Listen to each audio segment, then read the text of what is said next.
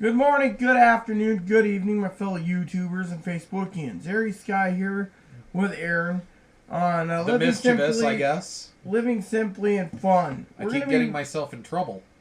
We're going to be reviewing this book here. This is the latest addition to Washington Fishinng. This book is not just any book. This book is a book, a map, a road map, an atlas, as would some say, for finding the best sports fishing, best things for teach kids to fish, and the best trophy trout lakes. Talks about fees, regulations, etc. They also have Olympic Peninsula, whichever that is, and Washington camping. Now, for me, I think this book is very interesting because it talks about, for our area, it has a lot of information in it. It's broken up in sections, regions, and it talks about lakes, rivers, and the ocean. Some were complaining about it's supposed to say Oregon, but some are and some it isn't. That's not ours. Is this alphabetical or by location? By regions. By regions. Yes. Oh, I'll handle it. You talk. So, this book basically talks about streams, rivers, lakes, etc. Tells you, what species of fish is in there, what you're going for, etc. Maybe sometimes price. The book, in my opinion, is just a real good road atlas. It'll tell you things that you wouldn't even think of. Like, there's a stream nearby. It talks about a description of the stream, and on each side there's a fish hatchery 3 miles apart. Centers here, this side and that side, all have the fish hatchery, for example. And it talks about what's catch and release, what type of trout there is, or fish. Talks about species. It talks about a lot of different stuff. As you can see, he's trying to go through it, but it was very interesting. I wrote down notes of all the best fishing and lakes, streams, and etc. in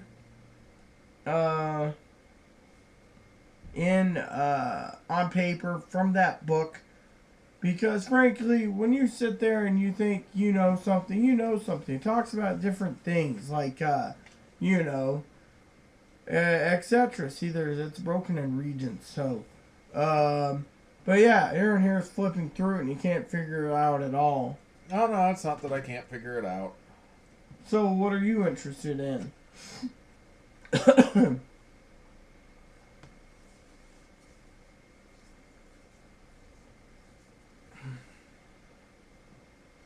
I just can't seem to find any cities I recognize the names of. Some of them are kind of difficult. Anyways, I better redo this. No, there we go. So, this is what I was trying to say. See, she doesn't like doing videos by herself at all sometimes.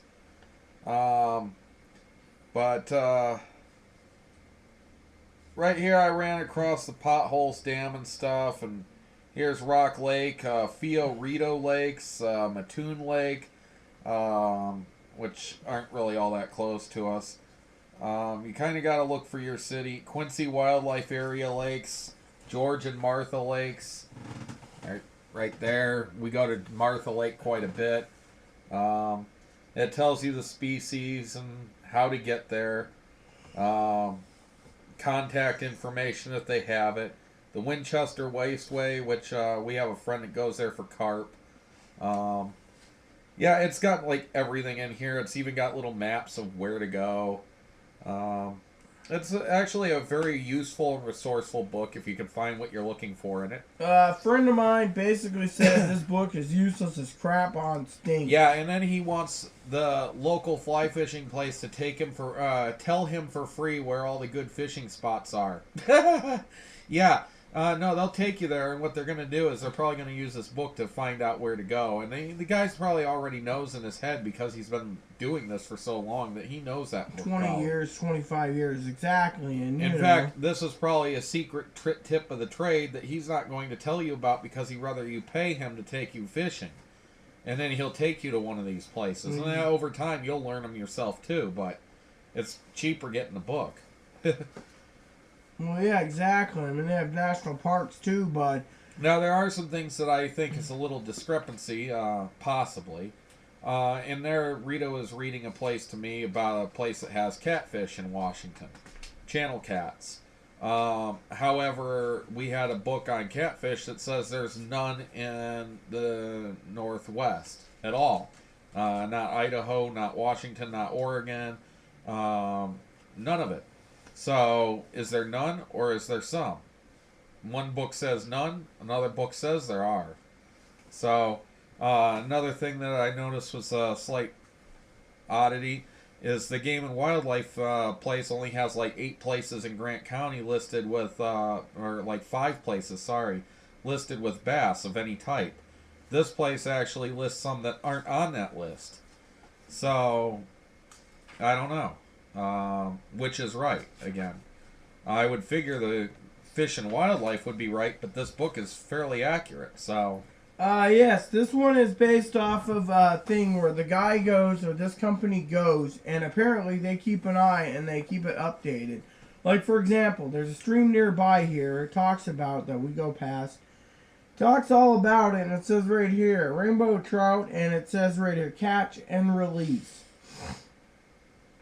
A friend of mine claims he knew it was catch and release, but he'll go and poach them just because. We have a neighbor that's a poacher. Mm-hmm. We know he's a poacher. It's just, how do you get him caught? Or when will he get caught? Is the real question. He wants to take us fishing, and I really don't feel like going fishing with a poacher who's likely to end up giving us bad ideas, teach us the wrong things about fishing, end up getting us to poach when we're not even thinking about it or don't know the rules, regulations for that area.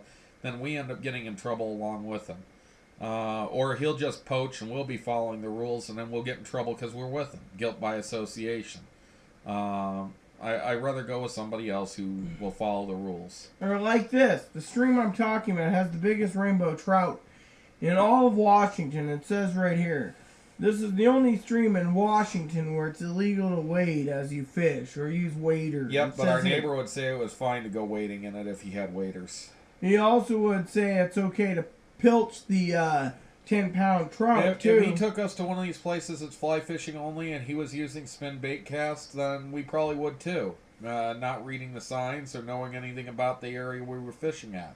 If there was a creel limit of, say, 1 for that creel river, means catch limit. If there was a creel limit or a catch limit of 1, he would end up saying it's just like every other place, which is 5 for that fish. Even though that particular area has a difference. Well, he wouldn't tell us that. We wouldn't notice it possibly because it might not be posted very visibly. He's driving past and we don't get a chance to get out and look at the sign first. And then the other thing is, we just recently learned that in Washington State it's illegal to use barbed hooks. It's considered a form of poaching to have a barbed hook. Well, he never told us this, and all of his hooks are barbed, and he's been fishing here for years. So we used barbed hooks for quite a while before we learned this. So, you know, you learn from a poacher, you learn poacher techniques, you go with a poacher. He's going to end up telling you you can do something you can't do because he's already poaching and doesn't want to admit it. So I'm done going fishing with him because it's going to end up winding us in trouble if we do. Yes. So the other thing I want to say is, talking about the poacher, he says this book is useless. Yes, he says you can't learn from books. However, I beg to differ because this book has been more insightful than anything. Plus the fact it's got and it's honestly just a map book. It's a map book that tells you the location of the lakes, how to get to the lakes, and what's in the lake. Exactly. And it'll tell you the good times of year to go. It'll tell you the seasons to go. It might even tell you some of the hatches for fly fishing. So, they also have some other good books, but this book here, is it worth the $20 if you have to buy the updated version once in a while? Yes, because they always update it. They always change it. It's like I said. My friend, the poacher, he asked, quote unquote, to borrow it, but he wasn't going to return it. See, they even have a book here on Yellowstone and Grand Teton I camping. actually ordered that one through the library. And we're actually thinking of that area, so... And that will actually cover the campsites there. Exactly. Covers a lot. The reason I decided for Not all bad, of you... they got Oregon fishing in here, too. Yeah, anyways, all I was going to say to you all, my viewers out there, and Aaron's viewers, is the friend of mine who's a poacher wanted to borrow this book, but he wasn't going to return it. No, he would have kept it for, like, indefinitely. By the way, you can even look up the fishing records in here. Freshwater fish and stuff. Like Washington State fishing records for, rainbow trout's the most common. The record is 29.6 pounds, caught by Norm Butler at Rufus Woods Lake in 2002. It's even got saltwater fish records in here, too. Channel catfish at 36.2 pounds. See? Caught off the I-82 pond number 6 in 1999. I-82 is near Yakima.